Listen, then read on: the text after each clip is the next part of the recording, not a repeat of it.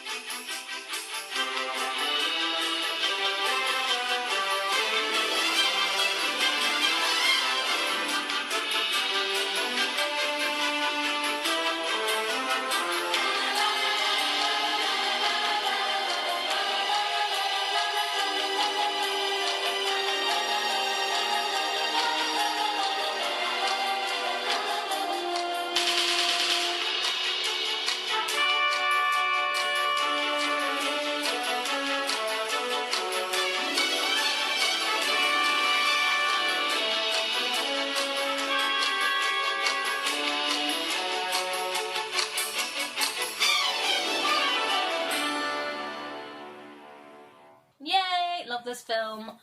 So good. Starring the one and only Bill Murray. Bloody love him. I remember, I think I've told you this story, because everybody loves Bill Murray, as far as I'm concerned. And I was at the Christmas market with my little niece when she was about 5 or so, and we were coming back. We were just sitting on the top deck of the double-decker, obviously, because that's what she wanted. Obviously. Rolling in style. Absolutely. And we were discussing Ghostbusters, because she'd just seen it, I guess, which is that a bit young? Anyway, she'd seen it, and I was like, oh, well, which one's your favourite? You know, which character's your favourite? And she just went, Bill. Like, that's not his character name, but I agree. That's so nice. Yeah. So, everyone loves him? Yeah.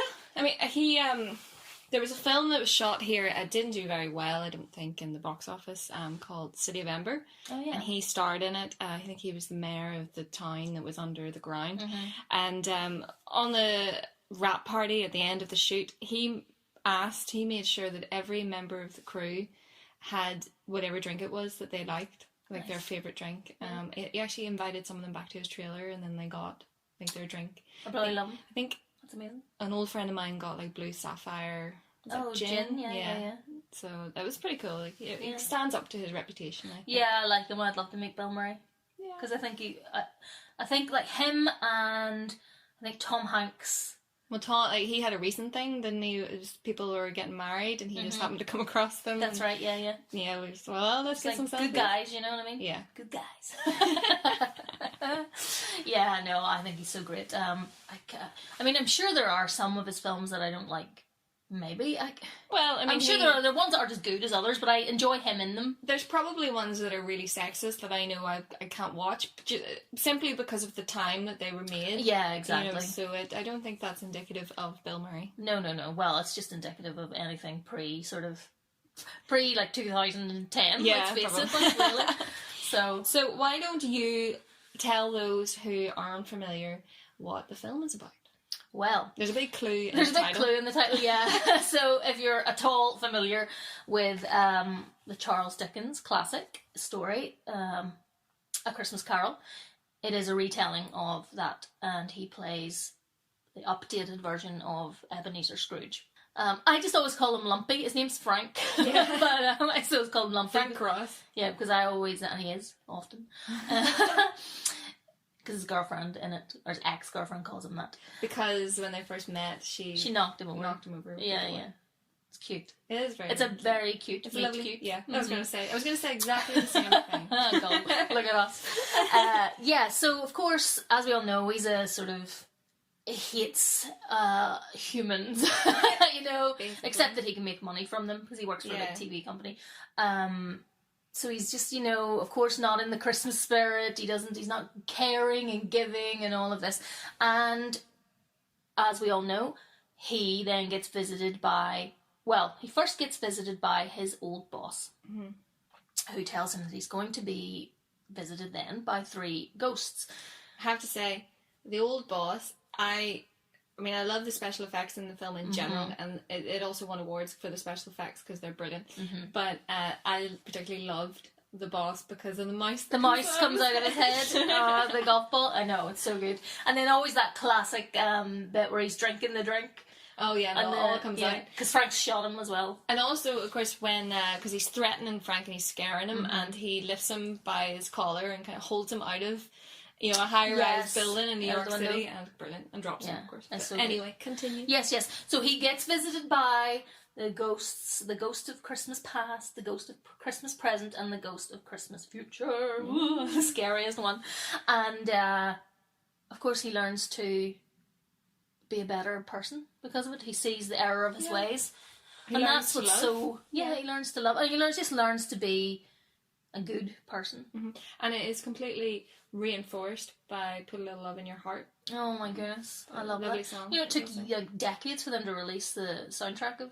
Well, mainly, of course, Danny Elfman's score, but it took them decades to release the soundtrack on CD.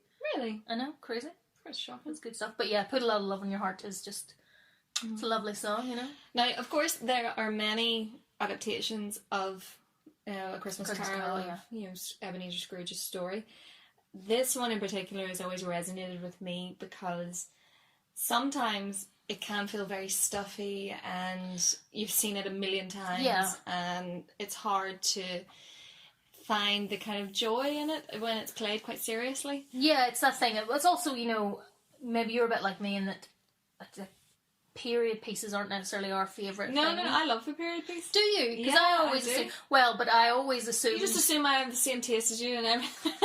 Because I have superior taste. No, no, but you know what it is? It's because I do know this.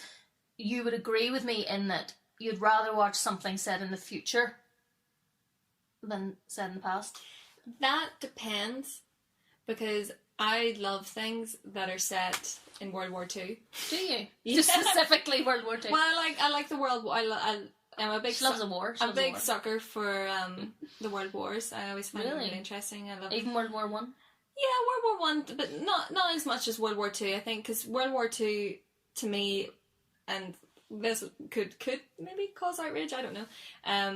It's one of the truest battles against evil that human beings have ever known. And it's sort of like a entirely justifiable. Yeah, and I find it so interesting of what people went through and who it crafted all those young men to be, and also the young women, of course, that were left behind. And it's always a good watch for me emotionally to follow those stories. I mean, Band of Brothers is fantastic. It's up there for me. Yeah. Definitely. It's a good one. Well, then are you excited that well, not excited, like, this makes it seem like, I can't wait for World War movies, but, that one, Dunkirk, is that what it's called? Yes, I'm very excited about it. Really? They're actually showing, I think it's like a 7-minute long trailer / clip. Wow. At the beginning of a film that is screening, which I can't remember, so that's completely useless information for anyone that's interested. But I am very, very interested in that.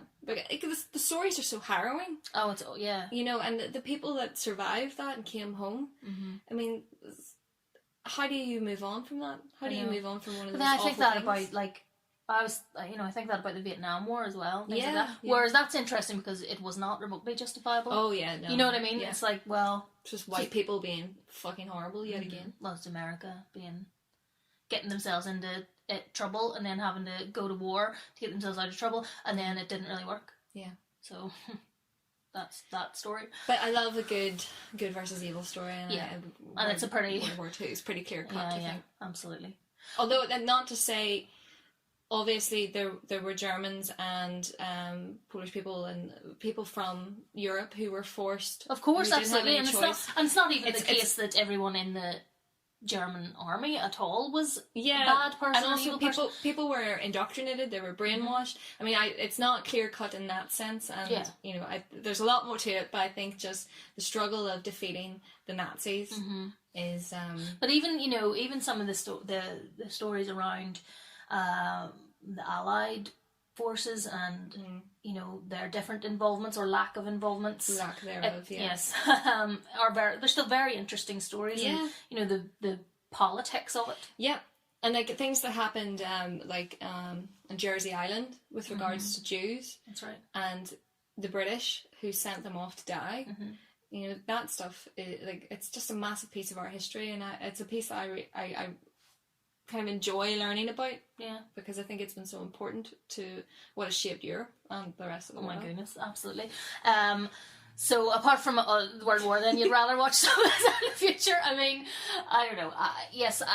There's some periods of history, of course, that I find more interesting than others. And also, if you think of it this way, like a lot of sort of fantasy stories that I like are almost like period pieces, because they're often not set in the future. You know what I mean? Yeah. So, yeah, it's not that I dislike that. You know what it is I dislike? It's the sort of English, Jane Austen, I can't possibly say this to him. Do you know what was in my head just now? It's the Joe Wright Atonement and Pride and Prejudice. I hear all that. I really like this. It's not. No, I can't. I just get so frustrated. I'm like, oh, for fuck's sake, would you just go and tell him? This is really annoying to me. Just go and be a human being. But you see, I know that they can't, and you're supposed to be all like, oh, but it's terrible, because in those days you couldn't. But it just frustrates me. Do you not even just enjoy the fashion of it? I mean, oh yeah, sure. If they're gorgeous, look at that green dress. Come on, in Atonement. I'm not an idiot.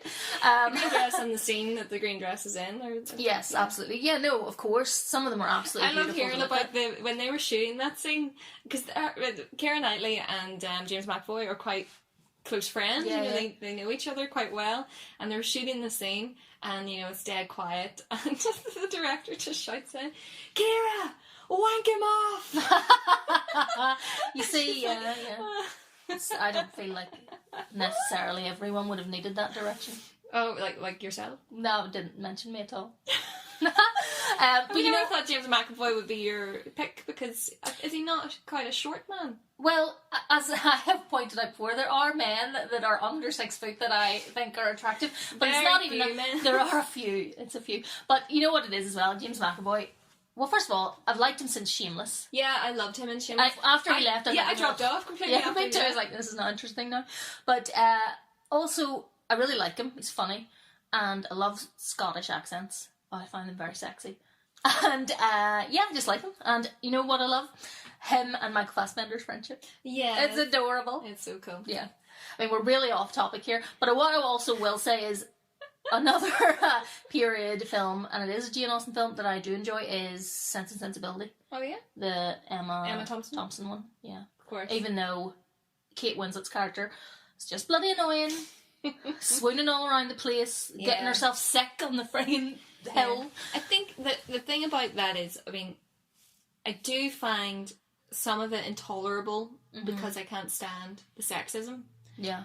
But in the likes of Pride and Prejudice, Elizabeth Bennet is a very strong-willed, brilliant character, and I enjoy watching her. Ugh, I just can't be bothered. And I never can I just also say that this is obviously something that would annoy me. I never fancy anyone who plays Mr. Darcy, ever. You didn't fancy the fella in Pride and Prejudice last time? No, I've never fancied him. I'm just always like, ugh, God. I mean, do you know what it is as well? Like, I don't like men dressed that way. Okay. Like, I kind of appreciate the women's costume, and I can appreciate the costume, but I don't really like, someone just not attracted to them. So that'll bring us nicely back to talking about the period pieces of A Christmas Carol. Yes. So that's why you're not interested, because you don't find Scrooge sexually attractive. That's the only reason I watch a film, as you well know.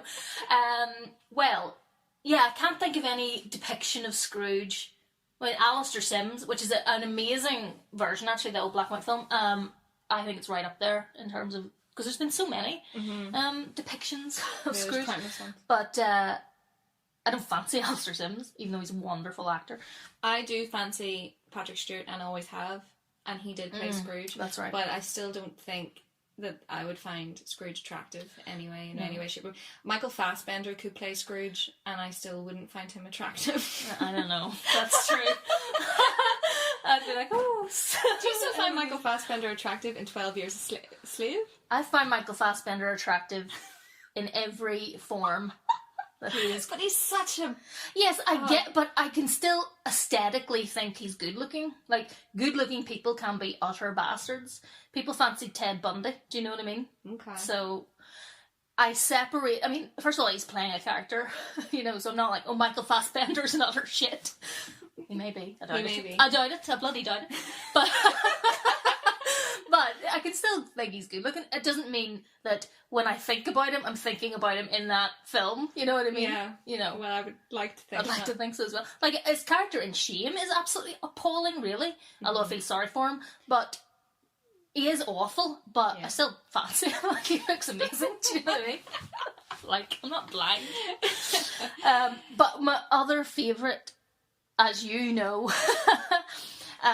version of this film is A Muppet's Christmas Carol. Hands down. I freaking love it. If I was to pick my favourite depiction, it would be A Muppet's Christmas Carol, and then it would be this. The only reason that we're not doing A Muppet's Christmas Carol right now is because my boyfriend and I have a tradition to watch it every Christmas. And he ruined it for us. And he doesn't live here, so if I watched it without him, he would have been really upset. Yeah. Or there would have been uproar. Exactly. So. But I will be watching it this Christmas period. Yeah, definitely. Undoubtedly, because I do every year, because I love it so much. I just love what and I don't fancy Michael Caine either, let me tell you. But Kermit though? Yeah. Well, now we have this whole discussion about Kermit because I don't understand what Miss Piggy sees in Kermit. Well, I don't understand what Kermit sees in Miss Piggy. We're so on different sides of the divide. You would be Team Piggy, I'd be Team Kermit. Yeah, exactly. Because you know I want to be Miss Piggy. Like, that's my dream. It's not easy being green. It's not easy being a pig. But I think that the thing that really makes Scrooged stand out, and it's something that should be done much more with as all the adaptations that come out, is that they really took an original slant on it. And they wanted to make something new and something funny, and it feels really 80s, which is great. Yeah. Bill Murray is outlandish, and even in the direction that he was getting, he was being told just do louder, bigger. Yeah. Because he ad-libbed like so much of his lines. And there's a lot of criticism about that, because I was listening to another podcast, and they mentioned about Roger Ebert's review of it. He hated this film. Really? He hated it so much. He said that the ad-libbing didn't make sense half the time, especially in the end speech. Oh, because he just kind of goes off, and he he even said a line from The Little Shop of Horrors. Yeah, that's right. When I was younger and I watched it, I loved that because I was like, what? Wait, he just said the thing from... But I mean, like, Roger, he's talking. First of all, he's breaking the fourth wall anyway in that, at the end of that, when he's saying that, and I could say that more times, but I'm just getting annoyed now because I love Bill Murray. How dare you? No, but he's like addressing the theatre audiences and stuff. So even the whole last speech, apparently that was all Bill. Well, I get that, but the Feed Me Seymour part is whenever it's after that. So it's shut up, you know what I mean? But yeah, I mean, no, really, Roger Ebert was cool. Like, yeah, he was cool, but sometimes people just hate things for what I think are stupid reasons. Yeah, exactly. It's like, just enjoy it. Sometimes you just have to just enjoy it. It's like I mean, look at the subject matter. It's outlandish in and of itself. The characters are outlandish. But it's enjoyable in so many ways. I mean, one thing I always love about the Scrooged films, and this one really stands true to it, is I love seeing the way that they do the ghosts. Oh my goodness, absolutely. I love that the Ghost of Christmas Past is an old taxi driver in New York City. With a cigar. Oh, he's just great. He's so funny as well. Yeah. And when he takes him back to his family home, and his mum says, "Oh, when she says, Frankie Angel." Yeah, Merry Christmas, Frankie Angel. Yeah, that breaks your wee heart. And then Bill starts crying. Yeah. But it's great the way he does that with the cab. I love it. Yeah, it's so good. But let's discuss our favourite. Of course. Carol Kane as the Ghost of Christmas Present. Oh my goodness. I loved her. Now, it wasn't even just that she has a sparkly dress and the wings. Everything about her, by the way, is sparkly. Her whole skin is sparkly. I know, she's just great. But I also loved how she beat him up. Oh, it's amazing. I find that so hilarious when I was little. Yeah, me too. But also, did you know, and you probably do from your research as well, but when she grabs his lip, she split his lip so badly that they had to postpone they had to halt filming, that's right. Oh, yeah. Crazy. But she felt really uncomfortable about doing it. She used to cry on set because it was like just became too much for her because she had to keep like really hitting it. But I think it's hilarious. Oh yeah, it's great. No, she's so good. And I love her anyway, Carol Kane. I love her in Unbreakable Kimmy Schmidt. Yes. She's so good. She's just great, and I think she's really pretty. Actually. I haven't really seen her in much else, although she's in, is it Annie Hall or Manhattan? She's in Manhattan. She's the the his girlfriend ex, he has Alison, at the beginning of the... I think. Is it? Or is Alison the name of the girl, the young girl he's going out with? Anyway, Manhattan. I love Manhattan. It's one of my favourite Woody films. Allen, if anyone's not familiar. Yes. But, yeah, I think she's really great. But the Ghost of Christmas Future really, really scared me in this one. Oh, yeah, sure. I mean, the Ghost of Christmas Future always scares me. Even in the Muppets, like, it got really dark in the Muppets, but it always scares me. It always looks like the Grim Reaper, and obviously it's meant to, but it just, when he opens up the cloak and sees what's inside, it was really, really horrible. I would hate that. I'd hate to... Well, first of all, let me just say this. I don't think I'm going to end up in some terrible way that the ghosts will need to visit me or anything, but I'd hate to sort of see my future. Would you like to see it? I don't think so. I feel like even if it was good, it's like, well, maybe I would want to see it if it was really good. It's like, look at this. I don't know. I don't want to be expecting anything. Yes, I don't exactly. want to be waiting for positive or negative things to happen. I just kind of want to live my life. I feel like if you were to be told or shown your future, you would start changing that future because you'd start being so aware of every choice you make that it would be a paradox. It would drive you crazy as well. Yeah. Well, we've talked about paradoxes. We have. Oh my god. It all comes together. Yeah, we're connecting it all now. That's why this story resonates so much and has resonated for so long. Is that idea of, well, looking into your future and changing your, knowing. It's a redemption story. Yeah. And that human beings like that, because it's always a case of, like, you can always make good, you can always do better, and being a better human being, it's why films like It's a Wonderful Life and stuff, although he doesn't really need to do anything, he's doing everything, because again, It's a Wonderful Life, one of my all-time favourite films. But he just feels that everything he does doesn't matter, and he needs to be shown that he matters. But I think that the reason, one of the fundamentals of all of this is our self-involvement as humans. Oh, of course. Our self-reflection, our narcissism, and that's why these films matter to us. And I think that's kind of cool.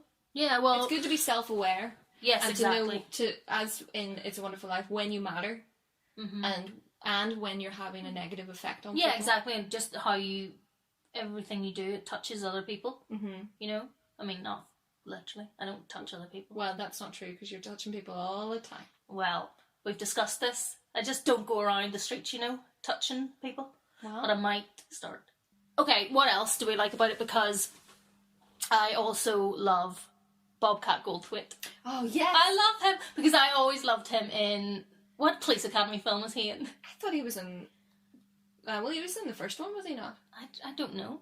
Well, he was the second but one. But anyway, there's he's one in one I remember very clearly, and it probably is in conjunction with what age I was and when I was allowed to watch them. Yeah.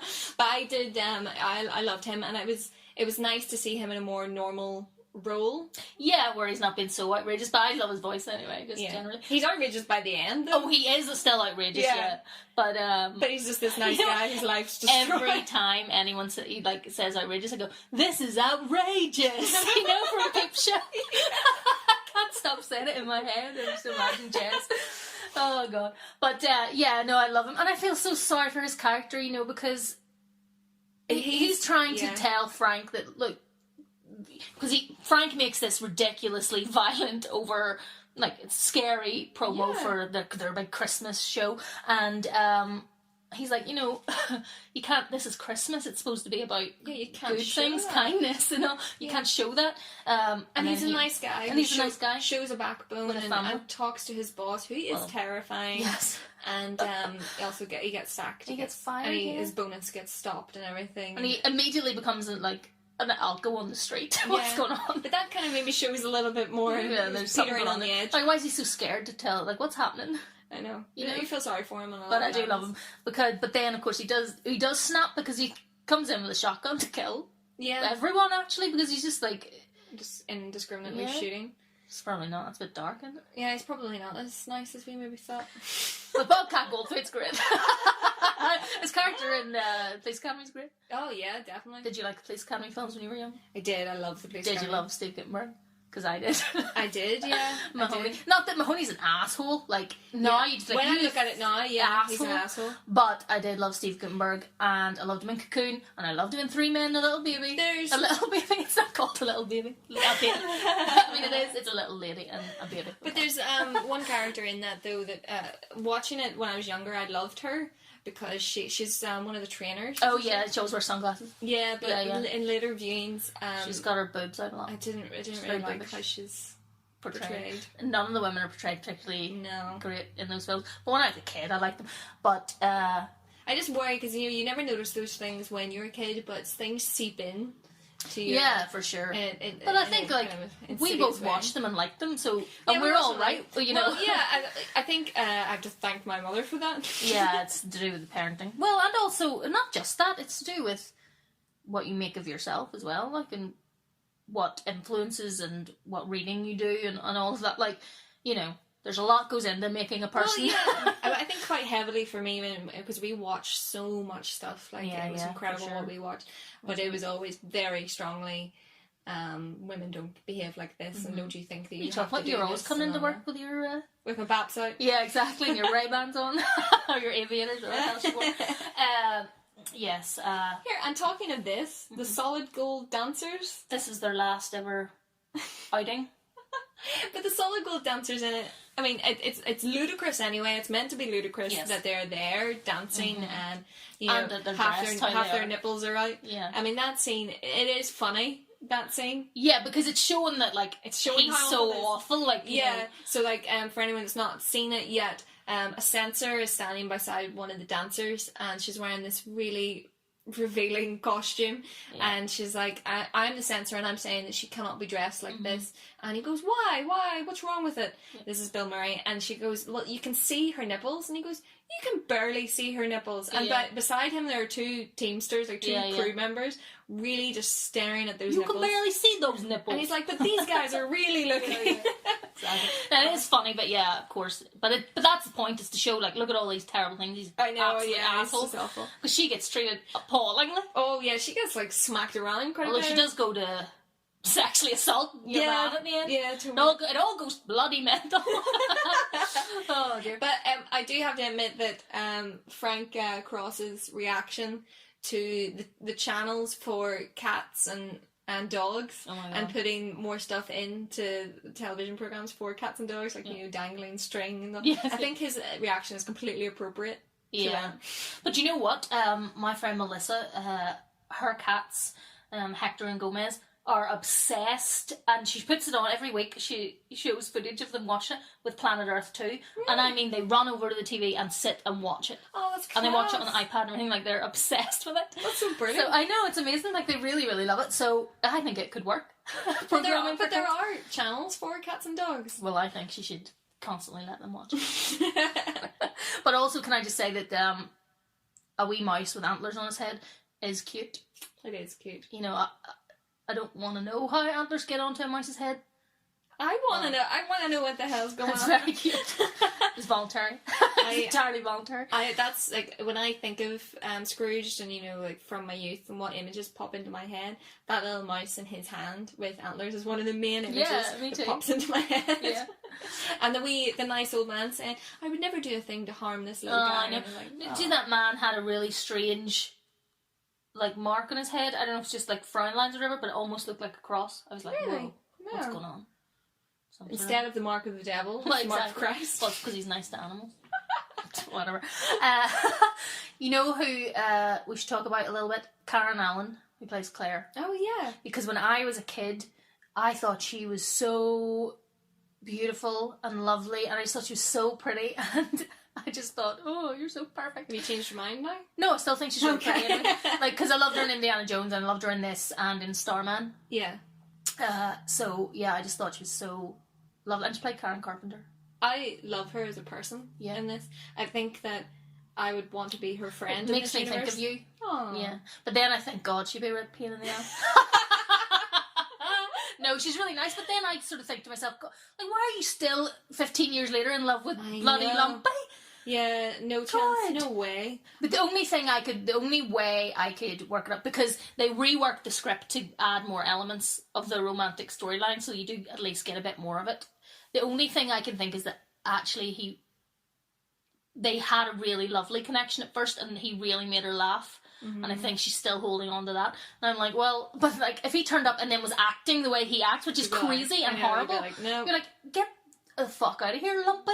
Yeah. Or you'll be Lumpy. But she would never do that because she's too nice. She's too bloody nice. Yeah.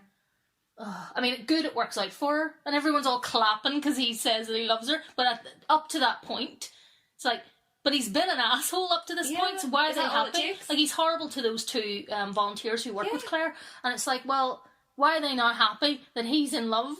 That he's saying on TV that he's in love with Claire? But that is always a thing, and it's a thing in life as well. It's like, is that enough? Is that all it takes? Yeah, just to say that you love someone? Because just like in Batman, in Batman Begins, it's what you do that defines you. Exactly. So here, love is a verb, Lynn. You know what I mean? No, but yeah, so generally, like, go on, Eddie, get over him. You bloody get over him. 15 years. I know. You've been wasting away in a shelter for homeless people. I'm not saying you're not doing good, but like, what else are you doing with your life? And I remind you of this person. Yeah. No, but where's the balance in her life? That's what I wonder. I know. It's a bit. It's like she's martyred her life away somehow.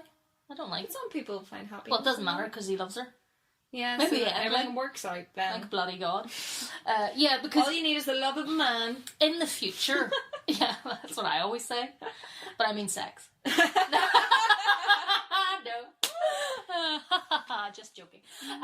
No, but in the future that you see, like the Ghost of Christmas Future, like okay, so Frank has visited her once or twice or whatever, or spoken to her once or twice, and sort of said, you know, what does he say to her? You want to save the world, or what does it? Scrape him off, he says. Yeah, he's like, something like just that. Like think of yourself. Yeah, exactly. First. So he says that to her in one meeting, and in the future she's become a hard-hearted bitch from that one thing. But then that's maybe just shows how much he means to her. Whether right or wrong. There we go. She's crazy. Yeah. Well, either that or the Ghost of Christmas Future's taking the piss. He's lying. He's bloody lying. There's quite a few of, well, I think it's all of Bill Murray's brothers. Yeah, there's like 3 of his brothers. So one of his brothers plays his father, which is great. Yeah. One of his brothers plays his brother. Yeah. And then there's another one that is just at his brother's Christmas party. Yeah. So, I mean, it's pretty cool that, and his little brother, the guy who plays his little brother, I don't know if he's a little brother or older brother, he looks like a little brother. I think it's his little brother. He's much younger than him. I think yeah. But when they're walking along together, now it doesn't seem like his brother pays him much mind and actually gives a damn about his life. Yeah. But when they're walking along together, his little brother asks him, "You don't like Christmas very much, do you, Frank?" It's like, with a person like that, who even, when the Ghost of Christmas Past takes him back and he's not even celebrating at a Christmas party, you should know as his brother that he hates Christmas, because it's a very family-orientated thing. Exactly, and we see that his Christmases when he was a kid, you only see him, you don't see his brother, but like, or do you? No, I don't think you do. I think he's in the tummy. Oh, yes, you're right, she's pregnant. In the tummy, that's not biologically sound. But anyway, I'm only just keeping it good for the kids. Exactly. Well, I mean, I don't think our podcasts are good for the kids. I don't let Ella to watch them. I don't let Ella listen to them. But she could do for all I know. But no, we see that his Christmases when they were children weren't nice. So of course he doesn't like Christmas. His dad's not very nice and gives him beef or something. Gives him veal. Yeah. Not even just the cruelest of all veal. Meats, I know. But yeah, exactly. So it's like, no, your Christmases probably weren't great either. But then he's allowed himself to become a good person. It's made him kind and not made him soft. Yeah, he's kind of hard. seen the way his family are and like, exactly. I'm not going to act that way. Yes. And which you see. I know which one I'd want to hang about with. Oh no, totally. Although, what are they up to at their Christmas party? Playing charades. What are they doing? They're playing some sort of game. What's wrong with that? You know, I'd just be in the corner getting drunk. You'd be drinking your But I'd be loving wine. exactly. Listen, I'm happy as long as I've got a glass of wine. I know you'd be commenting on it all. Too honest. Yeah. Just annoying everyone by being loud and obnoxious. But yeah, I always find that really strange that he would say you don't like Christmas very much. Yeah. You know I don't. Thanks, bro. Yeah. Yeah. And I haven't spoken to you all year, so just get out of here. Oh, no. That woman, I should have looked her up, I can't believe it. The one who plays his brother's wife, she's really familiar. She's definitely in was other she in things. Spin City? Is that what she was in? Yeah, she's in some sort of sitcom. I used to love Spin City. I think Me it too. might be her. Michael J. Fox. Oh. Oh no, there was another. That's Spin City, right? Well, Michael J. Fox was in Spin City. Yeah. But I don't know whether her character was in, or her role was in that. I'll have to double check it. But if anybody knows, please comment. Yeah, please tell us, because we've not done the research, so whatever. I record this on my phone, so I can't look it up right now, guys. Well, I so could, but... we're relying on you. Yeah. No, yeah, that would be interesting, because I just recognised her face. I think she's really pretty as well. Yeah. So there. Do you know what the Office Christmas party? Oh, I have to talk about that, because it's just madness. Everybody's drinking, having a great time. There's this woman with the biggest hair, photocopying her bum/fanny. And just handing it out to people. Same thing if you're in America. Well, the way she was sitting, I say both because the way she was sitting, you can easily see both. Yeah, but she did have pants on. Yeah. So that's something, keeping it sort of PG. Yeah. Okay. Well, still.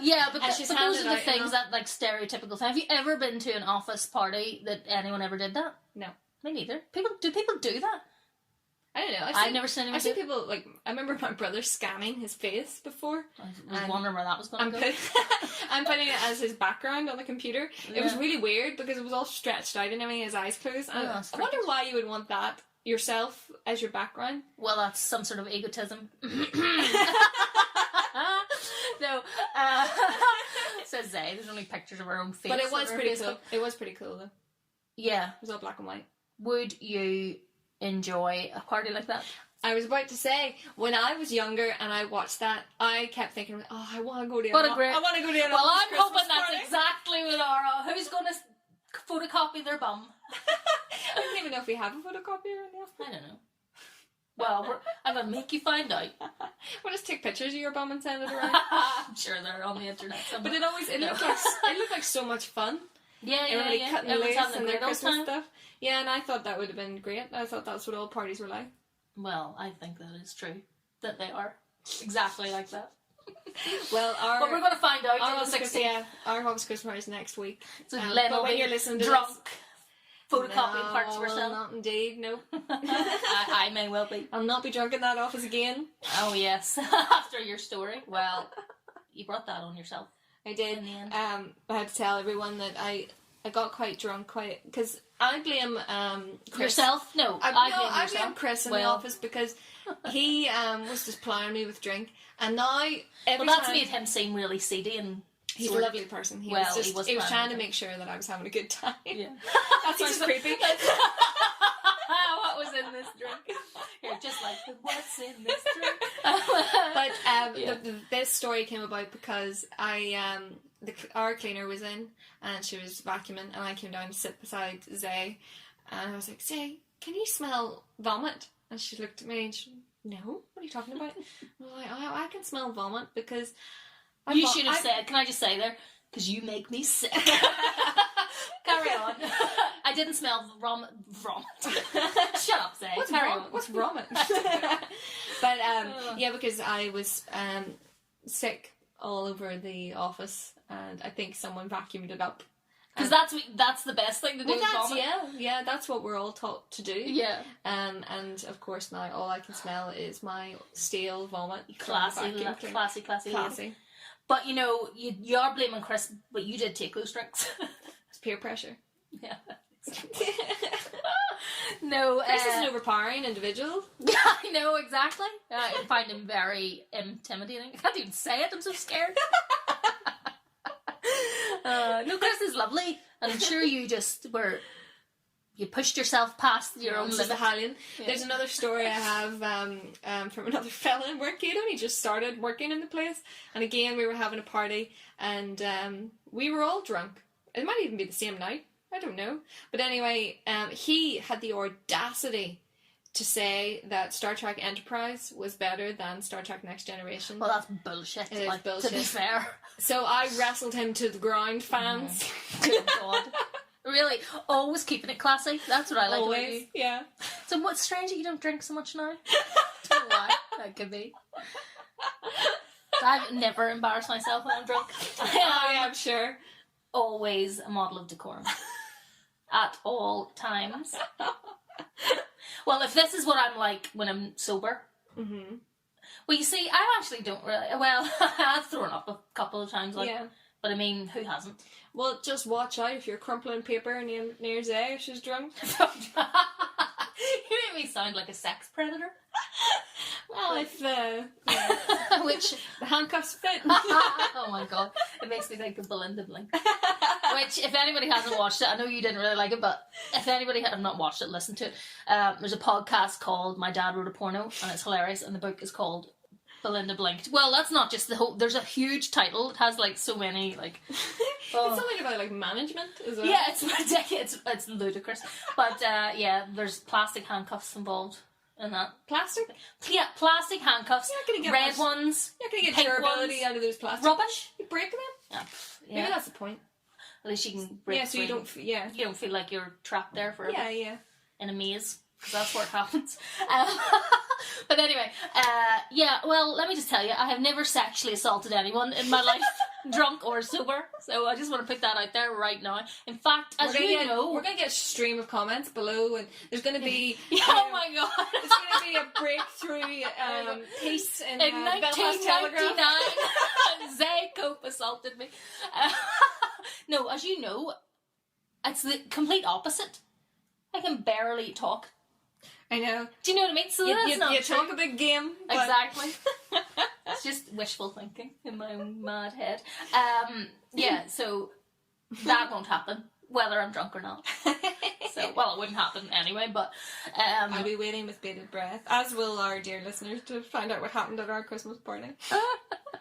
Because I got tired and went home early. So really, usually at 4 o'clock. Exactly.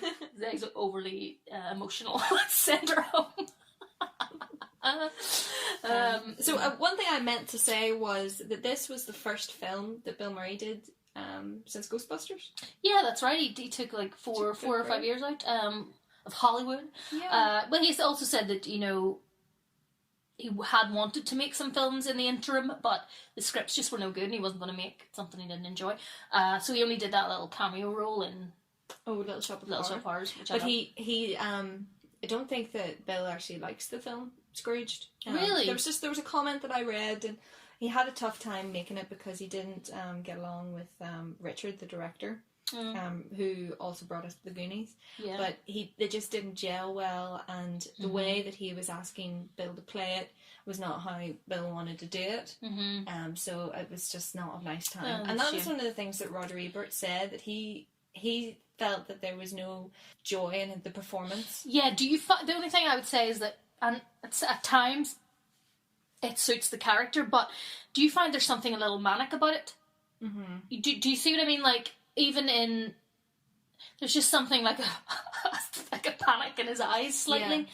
Yeah. Like he's frustrated and he can't be arsed. Yeah, like it's just not quite gelling, but I love it. Like, I still think it works for me. It's entertaining. I watch it every year. You know, it's one of my Christmas films. Yeah, for sure. So thinking of like, what Christmas films are very important to you to watch? Now we'll touch on this again next time when we do it. So if you can even think of one or two. Well, obviously, as we said, Muppets Christmas Carol. I always watch that. Definitely. I always watch It's a Wonderful Life because I just think it's a beautiful film, and I love James Stewart anyway.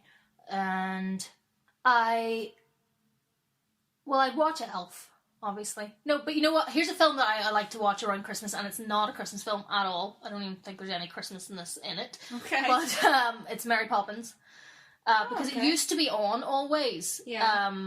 Christmas Eve, Christmas Day, or Boxing Day, kind of around those times in the morning. And so, obviously, when we were wee kids, we'd be like, okay, go and watch Mary Poppins. Okay, so it really makes me think of Christmas so much. Feeling, yeah. Something that does that for me is Shrek. Yeah. Because the first ever DVD player that we got in my house. We got 2 DVDs with it, and one of them was Shrek. Oh, and cool. on Christmas Eve, we were always allowed to open one of the DVDs or one of the VHSs so that we can all watch something together. And the one that we opened was Shrek, and we put it on. We all sat there and watched it. And my niece was very little at the time, so it was just this beautiful scene of us in the living room with the fire and watching Shrek. And the first Shrek is a great film. Yeah, Like, it's really great. genuinely great. It's on Netflix at the moment, I think. Check it Is out. it? No, the second one's on Netflix, but it's still really good. And they're making a new Mary Poppins. Oh, I don't. It's what's her name? She's married. This is not the point. I won't say she's married to because that's on how to define a person. Zay. She's in Edge of Tomorrow.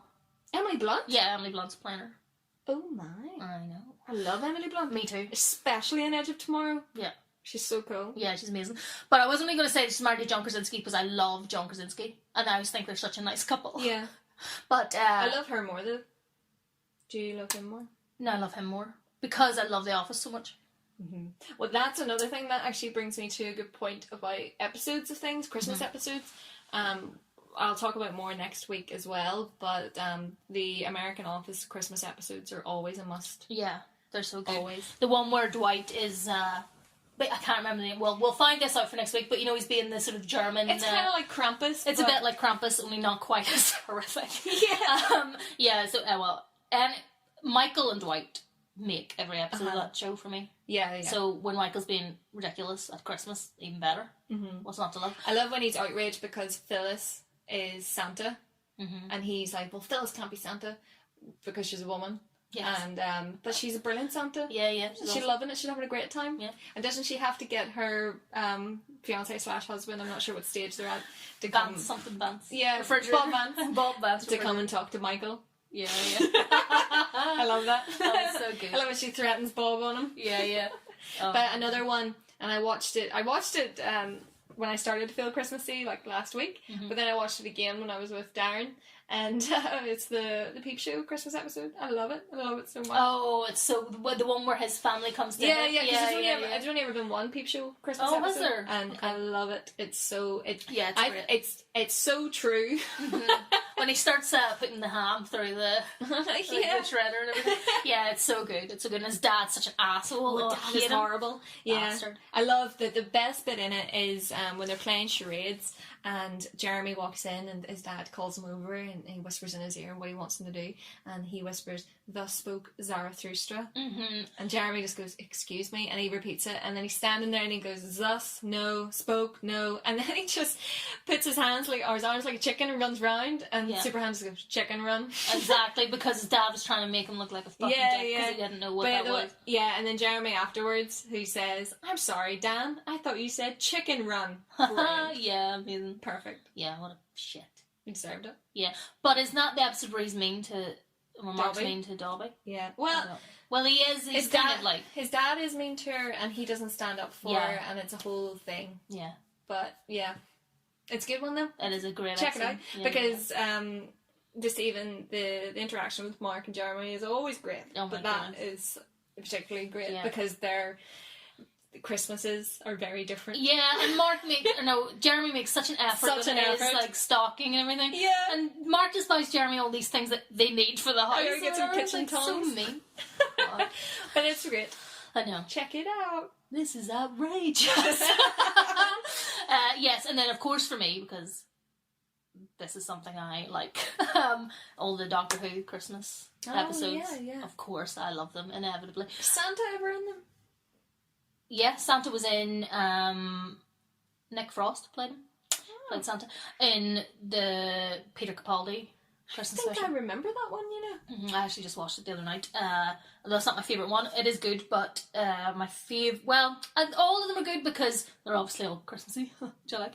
But I like, what is it called?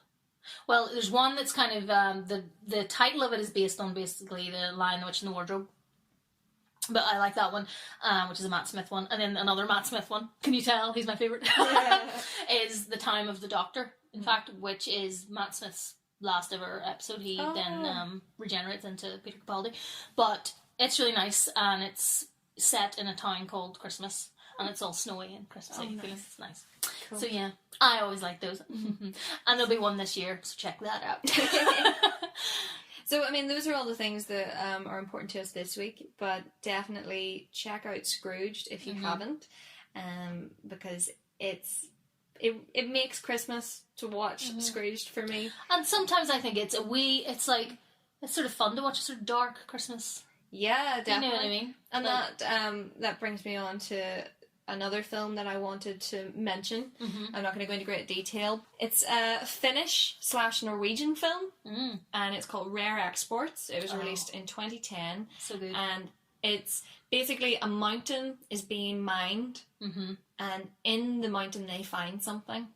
And then all these strange things, all these kind of dark versions of what everything we know of Christmas start to happen. And there's a little boy, and he's trying to figure it out and be courageous. And his dad's there, and it's a really wonderfully paced, intriguing, dark Christmas film. And the depictions of Santa, because there's more than one kind of Santa in it, is really terrifying. Yeah.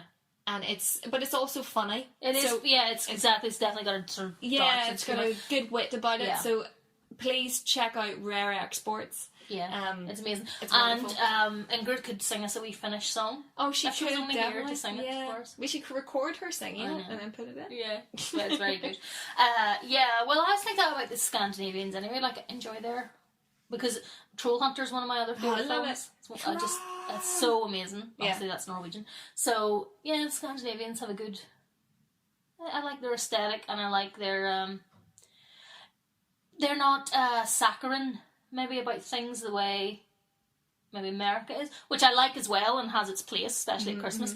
But I quite like the wee twist on things. Well, of course, and that's where Krampus is a European freakish. I took great pleasure, great joy in looking at the Krampus hashtag on Instagram there on the 5th of December. It was so brilliant. Some of the costumes are amazing. Unbelievable. It's genuinely scary. Yeah, I want to go, and I'm making Darren go because it's Darren's birthday on the 4th of December, so I'm afraid we're heading to like Austria or somewhere, and we're just going to go. Absolutely. Do it. I would. I actually just watched the film the other day, and I haven't seen the sequel. No, that's the American one? The American one. There's a sequel to it? They've made a sequel, yeah. Oh, okay. Tony Collette and Adam Scott. Oh, yeah. And the actor whose name I can't remember, he's in Anchorman, plays the sports guy. I hate that guy. He's in it. But he's good. But he's an asshole in it, kind of. I hate him because he plays assholes all the time. Assholes. Yeah. But yeah, it's very good, and it's pretty like. I mean, no, it's not scary because it's an American Christmas film. Do you know what I mean? Like, even though it's a horror film as well, but yeah, it's pretty freaky. Like, some of the creatures are pretty horrible. Yeah, it's like a gingerbread man thing. It's good. I enjoyed it. I had never seen it before. I would advise people to watch it. I did check out. I tried to find it on Netflix and on Prime, but it's not there. No. So I would have watched it. What was I watching it on? Oh, it was Sky. Bloody Sky. I don't know. Golly me. Always ahead of the curve. I know. Yeah, so that. And then another really great one, which is dark Christmas film to me. Gremlins. Yes. Amazing. One of my absolute favourites, and I always watch Gremlins, actually. Yeah. Yeah. Obviously the original, cause second one... Is the second one set at Christmas time? No, I don't know. I don't like it as much. You prefer it? I always preferred it, but I think that's because I watched it more when I was younger. That can happen. It's like my friend Neil always preferred, and this is mental, right? Grease 2 to Grease. Really? Which is insane. Apart from the fact that Cool Rider is a brilliant song. Cool of course you bloody do. Rider. Exactly. Cool. I always loved her dance. Yeah. Yeah. Yeah, so because he saw it first, so he preferred it. I think there's some that I just watched more, but I haven't watched Gremlins and Gremlins 2 in succession of each other in a very long time. So I probably would prefer. Yeah, I think you definitely prefer Gremlins. Is just a superior film. Gremlins 2 is great, but Gremlins is pretty. The big dance number. Yeah, exactly. And also Gizmo looks like Rambo. Oh, this wee tire, he's so cute. Oh my god, like I would love a Mogwai. Well, I wouldn't, because I inevitably that's what would happen. They would all become gremlins, because that would be like, oops, I've spilt the Bria again. You know. I always love the bit where he's got his wee bandana around him and everything, and he has finally, you know, started to fight back. And they're like, what happened to Gizmo? And they're like, they finally pushed him too far. Yeah, it is funny, but I still prefer gremlins, alright, Lynn? Yeah, definitely. I mean, I'm gonna watch it. He's driving around his wee car. Yeah. I'm gonna drive it. You're gonna drive around your car. I'm gonna definitely. It's gonna be in the rotation. Yeah, it's good stuff. I like it a lot. So, what else have you been watching? What have I been watching recently? Well, as I say, I watched Krampus, and I watched While You Were Sleeping, which is another Christmas film. I've been watching some Christmas stuff, as you can tell. Yeah. Because I haven't really been. I don't think I've watched any other films. I haven't watched it yet, but I have that Storks film that was just out to watch. I don't know. I don't feel like driven to watch it, you know. But I've got it there. You know what it is, and this is really there's something. Kelsey Grammer does one of the voices in it, right? Oh, and he just annoys me. What? I think because personally, his personal life has bothered me. Oh. And so I don't like it. I don't know. It's all messy and horrible to me. So it's like, oh, I think you're an asshole, actually. Well, don't tell me any. Well, I'm going to tell you in detail. No, I won't. Because to me, he's just Frasier. I know. Well, but then I always remember just forlorn because I've lost some of the great loves of my life there now. But I just preferred Niles anyway, so. Yeah, I was like Niles. But no, I really have. I've only been watching, Krampus I hadn't seen, but I've really only been watching, some Christmassy things that I had already seen because they they get me in the mood, and then I thought, oh, that sounds gross. But I meant for Christmas. Well, the way you say it's gross. Yeah, it gets me in the mood. What about you? Well, over the weekend I watched The Revenant for the first time. Oh yeah, you were saying, yeah. And it lives up to the hype. It definitely does. I recommend it to everyone.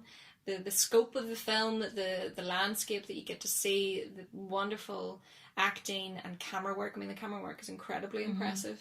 I mean, the storyline is really intriguing and engrossing, and you want Leo to survive. You want him to get through. You want him to get to his end goal. But one thing, and I had mentioned it to you, that I really loved about the film was the depiction of the Native American people. You know, they're not portrayed as savages. They're portrayed as people that are fighting for a reason. They're trading. They're living their lives. Yeah, they have more than one aspect to them. Definitely, and I think that is one of the best things in the film because most of the depictions I can think of, you know, from many of the movies from when I was younger, you know, you never got to really see them as people unless it's like Dances with Wolves. Yeah. But I really liked that. Yeah. I really liked it. Have you ever seen the film? It's kind of a comedy film in parts. Little Big Man. Dustin Hoffman. So. It's a really long film, but Dustin Hoffman, I loved it. I used to watch it all the time when I was a wee kid. Well, like not a wee kid, but like young. Yeah, it's about. Well, he gets taken as a young boy. Something happens to his family whenever he gets taken, but he grows up with Native American tribes. A Native American tribe, obviously not more than one, and but it goes through his life where he does all these different things. Like at one point he's with the Native American tribe, and then he goes and ends up with a Christian. He ends up living with a Christian family because they save him, you know. Right. And he falls in love with Faye Dunaway, who's the mother, and has inappropriate relations. Well, he has inappropriate feelings for her. He doesn't really do anything, but. And then he joins the American cavalry, and he meets Custer, and then he goes back to being with the Native. And it's honestly a really great film. I love Dustin Hoffman so much; he's one of my all-time favorite actors. But like I say, there's comedy moments and stuff in it, but it's not a comedy. It's I don't know. I just really enjoy it. And the Native Americans are by far and away the good characters in it. Good. Like, and he ends up with three wives. It's really three like Native American wives. Well, he also has another wife who's a German woman, because and then he becomes a trader at one point. I mean, he has all these different like parts of his life that he's going through. It's like this amazing different wives. Yeah, because it starts where he's a really, really, really old man, and he's telling his story of everything he's been through. And Custer is an absolute asshole. and bastard in it, as you would imagine these being portrayed. So I think you would enjoy it. It's good. Okay, yeah, I'll check it out. Little Big Man. It's really Cool. good. I'll check it out. Another thing that I watched that always gets me into the Christmas spirit, In the mood.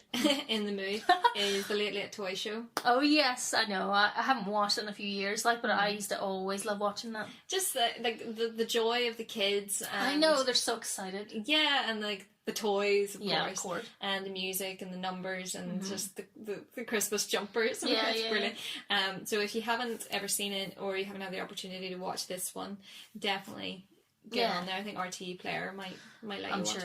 Yeah, I used to love watching that when I was a wee kid. Well, we used to watch the Late Late Show anyway, but the Late Late Toy Show, highlight of your year, because you're like, I want that, and then you never got any of them. But yeah, it's exciting, and I used to really like Gay Byrne and everything. It's good. Well, he doesn't, obviously, he's not on there now. But yeah, it was good stuff. So, out of 5, now what will I make it this time? Well, Or have you got an idea? Mice with the antlers on their heads. Aww. Because that's nice and not gross, like Lynn would have made it. Maybe we should let you. Not unless it was stapled to their head, which is not. No, I don't condone animal cruelty. He wouldn't do that. That man, he would stop us. He would never harm that little mouse. Well, I wouldn't do that to a mouse either. I don't know. I might if it looked cute enough. No. Can you imagine a stapler in it? No, don't. That's not what. Where am I going with this? Let's finish that. Let's rewind. Move on. Yeah. So how many out of 5 little cute mice with antlers on their heads would you give Scrooged? I would give it 5. Really? Wow, you've gone all out there. I would give it 4. Yeah. Now, so you don't think it can be perfected, or well, you already think it is perfect? I think.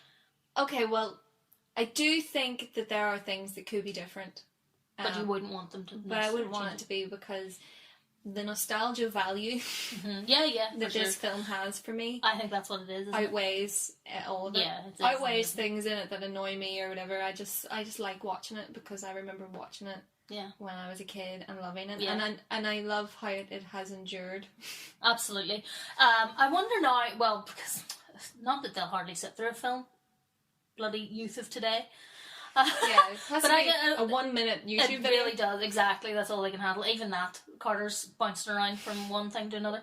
But, well, she's bouncing around, as I've described before. That's my nephew, Carter. But, yeah, I don't know if the kids would enjoy it. Like, I don't know. I guess I feel like some of the classics, in my opinion, have, gone over their head. I blame their parents for not forcing them to watch more films.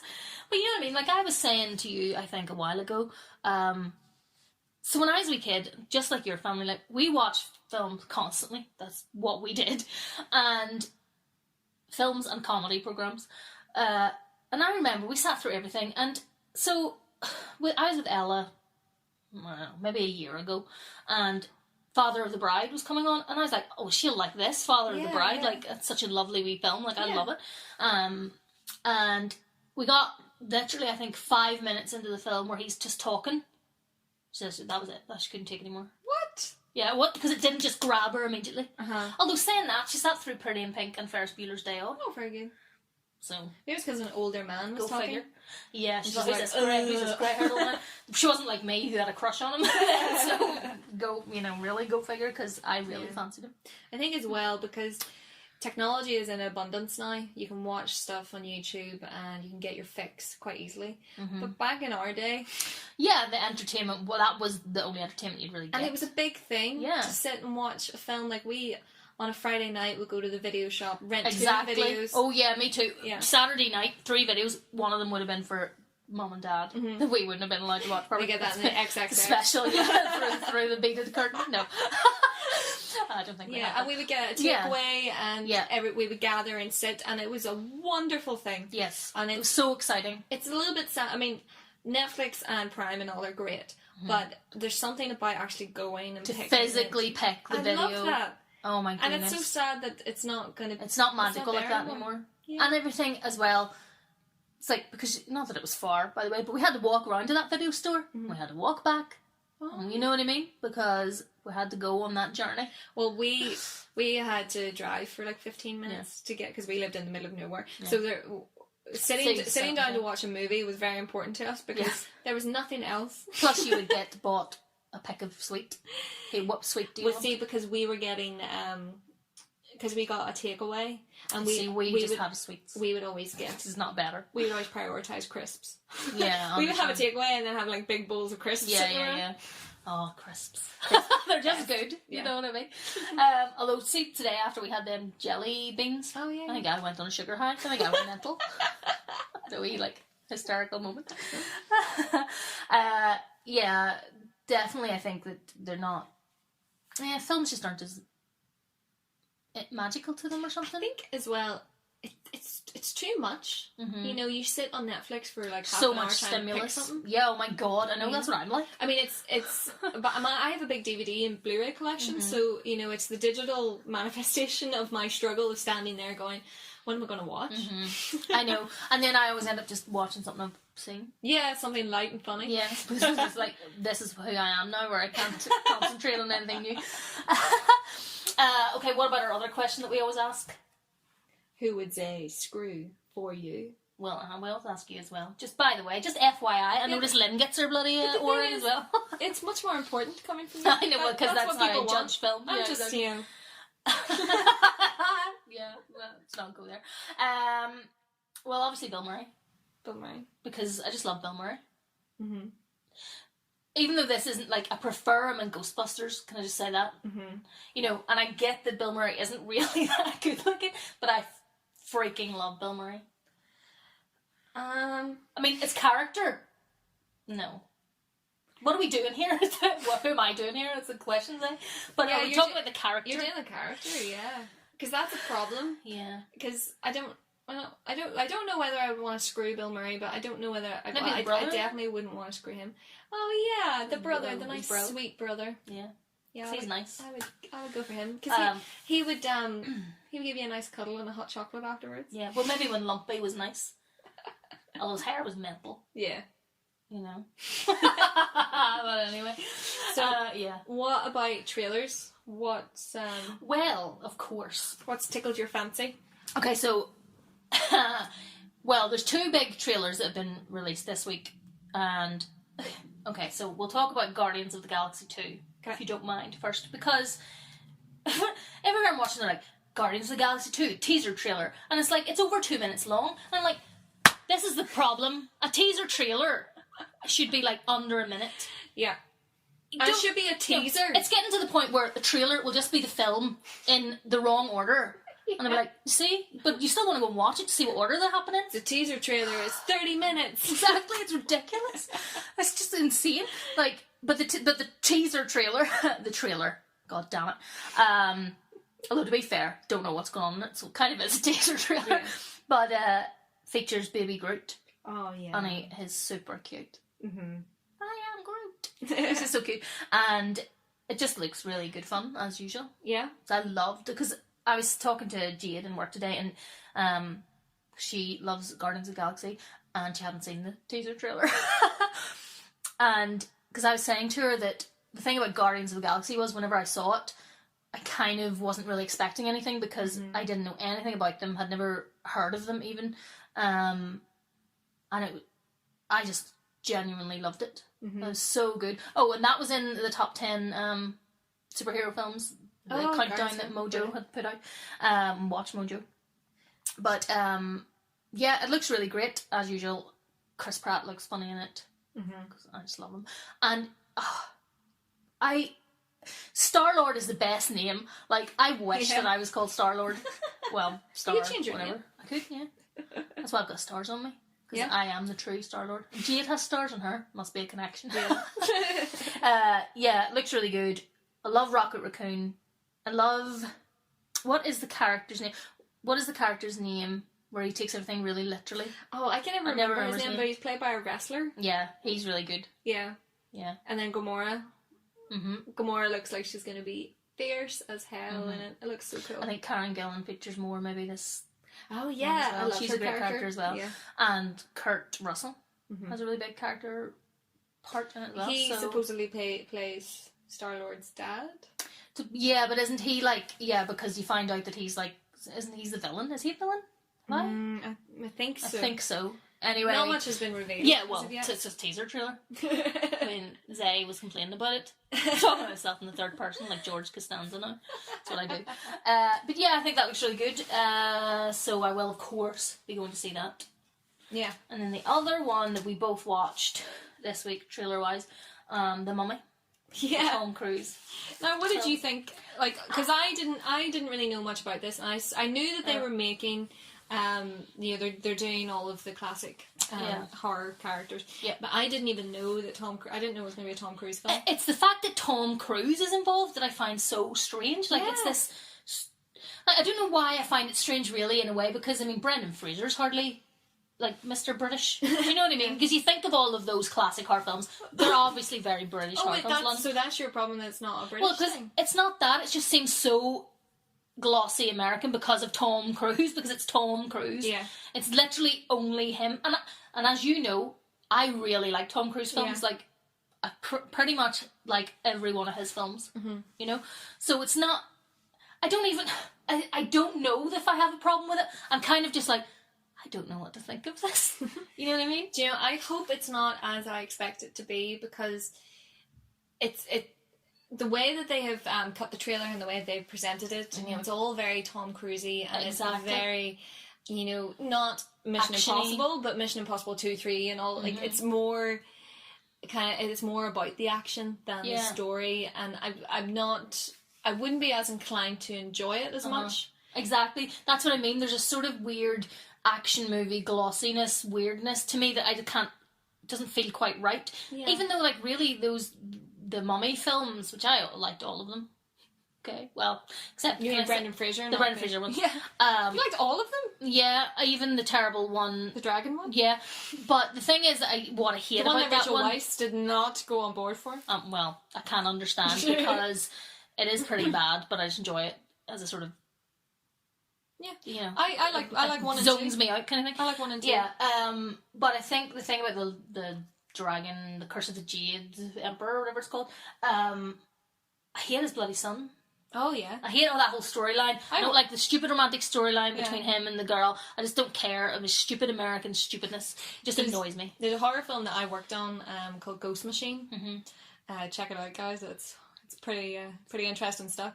But the fellow that played his grown son was in it. Oh. And let's just say I didn't think much of him. He's not the most pleasant person. Well, I don't think he's gone on to do much. Yeah, just a bit kind of arrogant, and I think from what I saw of the character, I think he was just being himself. Yeah, exactly. Yeah, and I don't know, here's the thing as well, I don't know why I think of those films as being particularly British, because like, if you think like Frankenstein and even like some of the Dracula films, Bela Lugosi and stuff, those were American films made in America.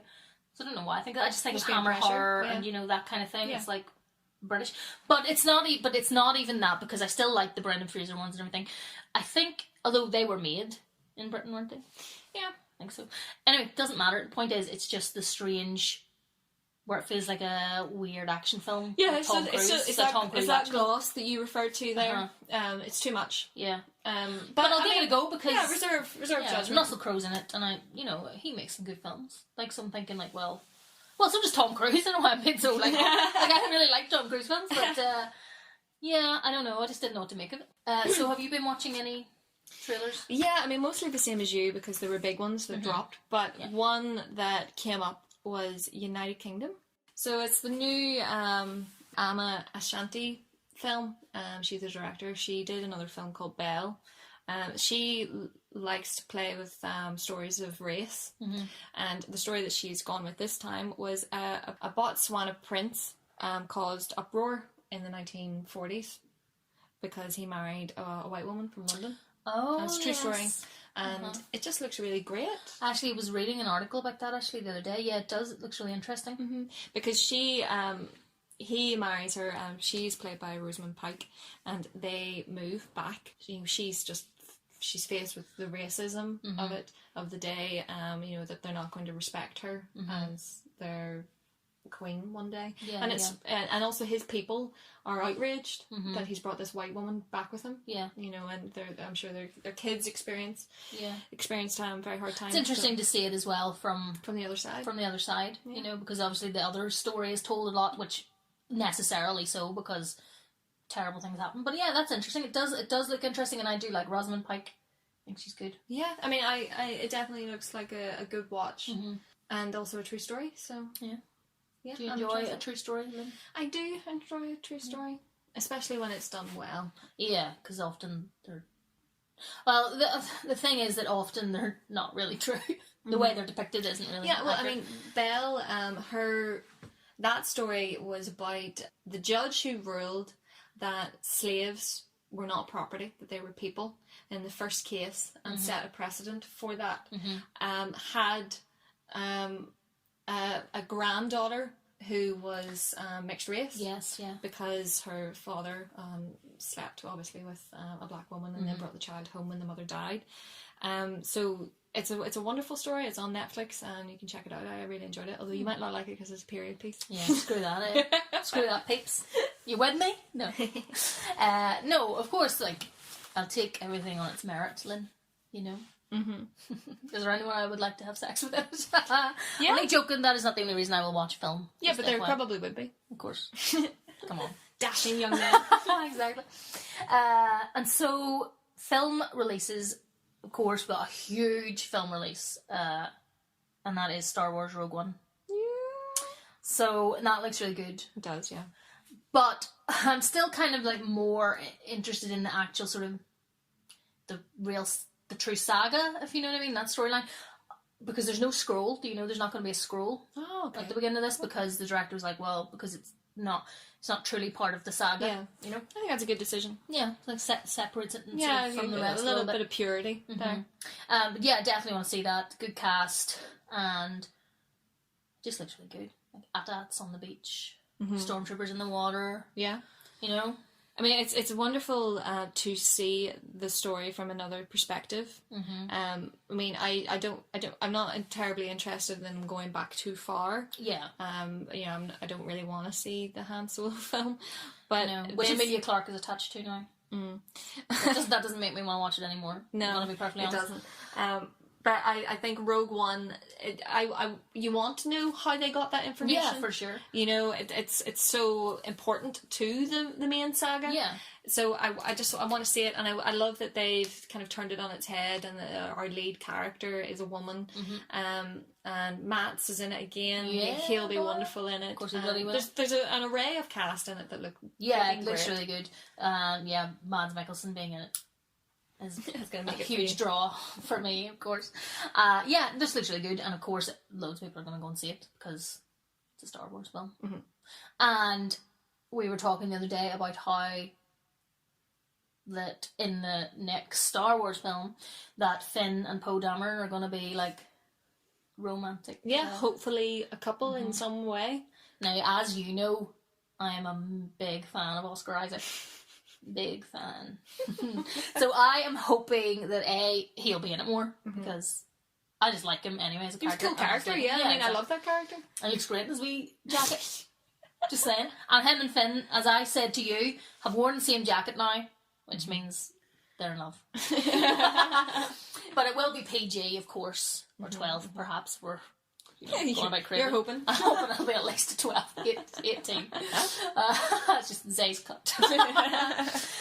Yeah, so I think that's really good, and I think that'll be exciting because there's no other gay characters in Star Wars. Well, it hasn't that been, we know. Yeah, it hasn't been could be stipulated. Yeah, exactly. Who the hell knows? I mean, there's interspecies, goodness knows what going on probably. So I think the fact that two humans are being gay for one another is probably not that big a deal in the galaxies far, far away. So I am happy about that. That'll be good. And my friend Ryan was like, because he fancies both of them, mostly Oscar Isaac, but he fancies both the actors.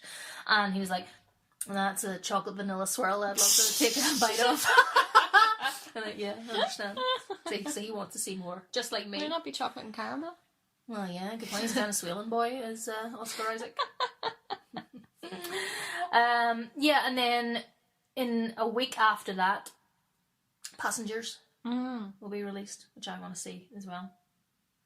Because I do like both those actors. Yeah, I like them too, but it looks very glossy, which kind of puts me off. But I then don't again, mind that because it depends on what they're doing. yeah, and how developed our species are in it. But I mean, I will watch it, but it just puts me off very slightly. I know, I find that weird that puts you off that. I just like a bit of grit. I know, but everything, you know, like Star Trek isn't gritty in its look and appearance. And some I know, it's some not. elements. It's not meant to be. It's not, though. Some elements, though. No. But the thing is, I just, I find it off-putting because it, the look of it kind of doesn't scream substance to me. Wow. But I will reserve judgment.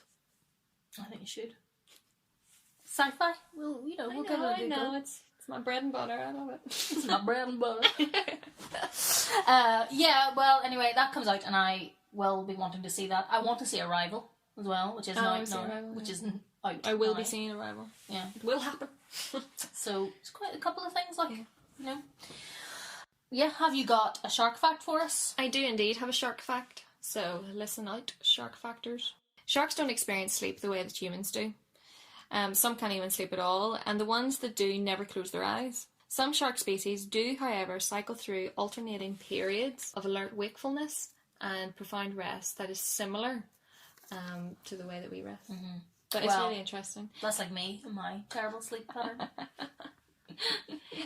In part of the shark documentary that the BBC did that's now on Netflix, and it put me to mind of it, but it's not so much about the sharks sleeping. The reef sharks during the day are just doing that kind of the resting. Yes. And the little fish go up to them and they, eat the little bits off them.